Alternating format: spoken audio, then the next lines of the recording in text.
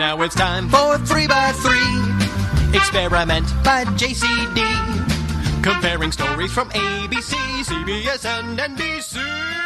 Tonight, more than 8,000 U.S. troops placed on heightened alert. 8,500 U.S. troops on, quote, heightened alert. On heightened alert for possible deployment to Eastern Europe.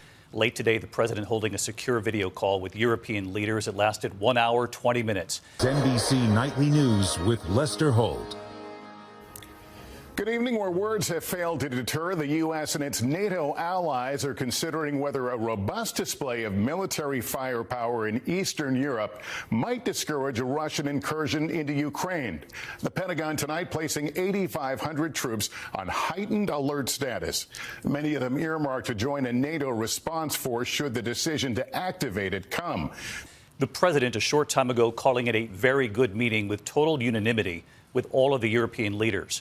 The White House tonight saying the leaders discussed preparations to impose, quote, massive consequences and severe economic costs if Russia moves. That meeting followed one with his national security team at Camp David over the weekend.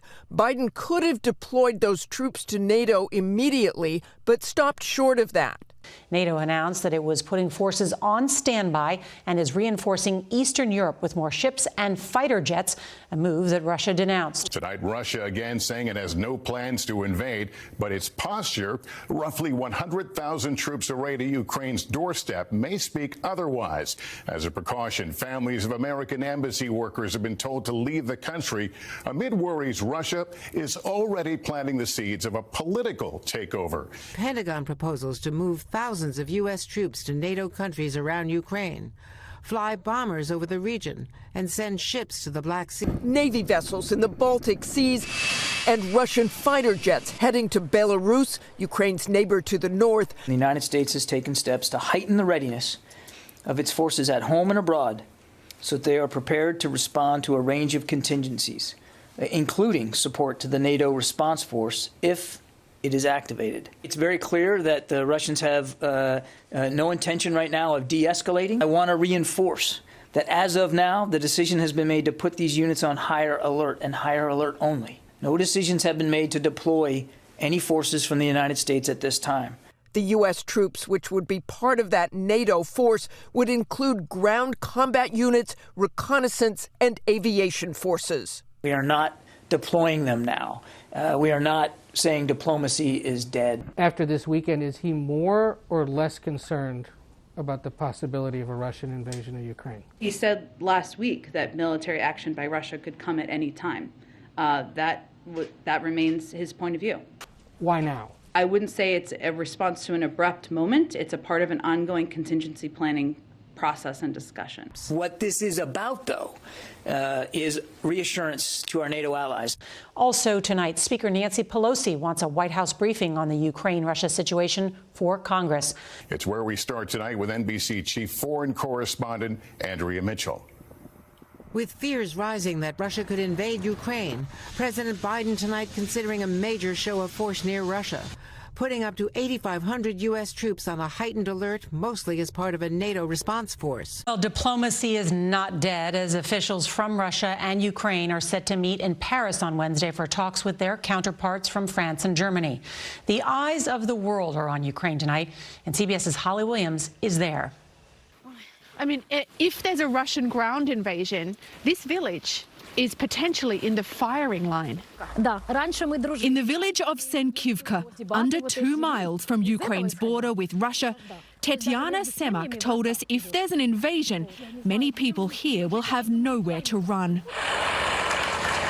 On the other side of the border are massed 127,000 Russian troops, according to Ukraine's government. Today, Ukraine's President Volodymyr Zelensky told the people of his country not to panic. Nina Belaya is 79, born when Ukraine was under Nazi occupation in the Second World War. She showed us her cellar, where she stores food for the winter. She has another purpose in mind if the Russians show up. And you can take shelter down here if the Russians invade. Ukraine is not a wealthy country. Just the first U.S. shipment of lethal aid just arrived, according to NBC, which is, what did they send? I don't think they sent any anti-aircraft. 200,000 pounds of lethal aid. What is that? They do it by the way they by sell the it. Pound? That's how much you got there? What does it weigh? To arrive here in Kiev, Nora. Thank you, Holly Williams. I had a very, very, very good meeting, total unanimity with all the European leaders. But NATO is divided. Ukraine's closest neighbors pleading for help. But Germany stalling on the delivery of German-made artillery to Ukraine.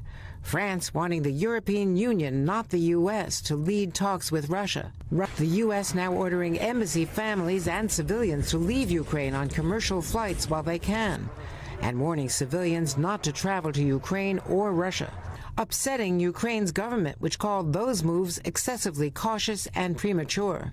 But U.S. intelligence also warns Russia could justify invading by toppling Ukraine's president and installing a puppet government answering to Moscow. There are a whole series of other actions that they've taken in the past and are preparing to take potentially in Ukraine, and it's important they be put on notice.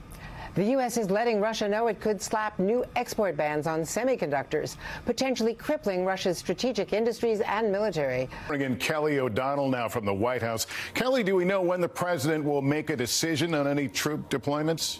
Well, officials tell us, Lester, in the coming days, as the White House monitors Putin's troop buildup, and the Pentagon says the president is also considering additional U.S. troops in places in Eastern European countries that request help to fortify their defenses. That would be separate from the troops sent to work for NATO. Lester? What a stupid son of a bitch.